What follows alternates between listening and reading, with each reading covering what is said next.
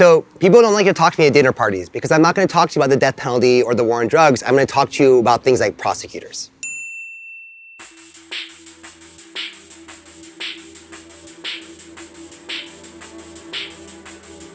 Prosecutors. Prosecutors. Prosecutors. Prosecutors. Prosecutors.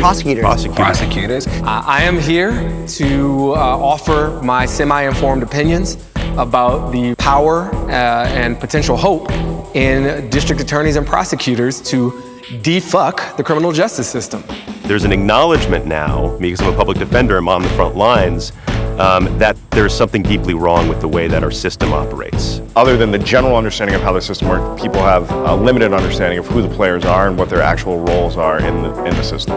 It's puzzling to me that prosecutors have gotten so little attention when they do so much. And I think it's because they sort of operate in sort of this almost invisible middle space. But the middle is the most critical part, because the middle, what happens in court, driven by prosecutors and laws that give them a ton of power, both reinforces what happens at the beginning and drives what happens at the end. The prosecutor actually is a huge part of how safety is shaped in a city. What is prosecuted and what's not?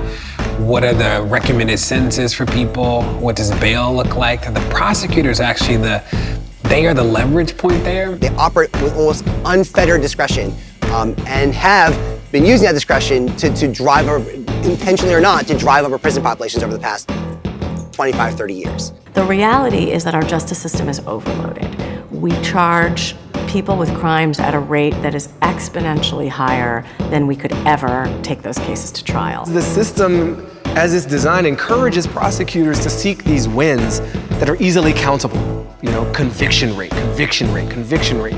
But when you're just chasing numbers, you leave a lot of the humanity out of it. Without thinking about the real harms that we call it assembly line justice, may have on the individual being prosecuted. I wish that prosecutors get to know the people that I represent. I try to introduce them to a person who's not just a criminal, who isn't just the product of all the worst things he or she has ever been accused of doing. It takes some vision, it takes some bravery to be a prosecutor who says, this isn't right.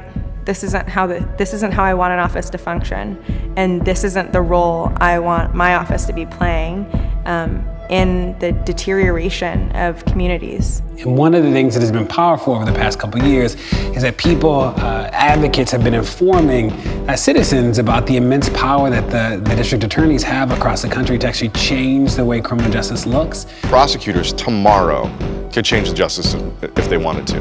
The prosecutor or DA has total control over reform. In fact, we can't have real reform without them. Over 1,000 of those elected prosecutors are up for election. Each of those represents a chance for that particular community to make a statement. What the public wants to have happen is what the district attorney should be doing.